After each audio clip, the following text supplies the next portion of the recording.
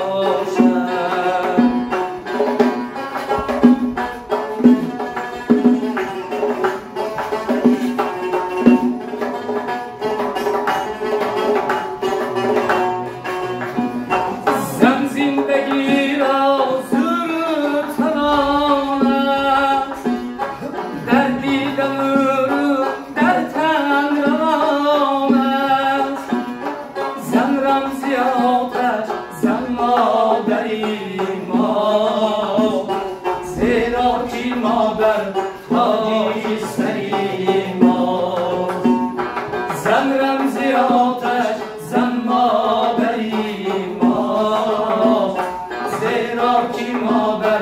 تاجی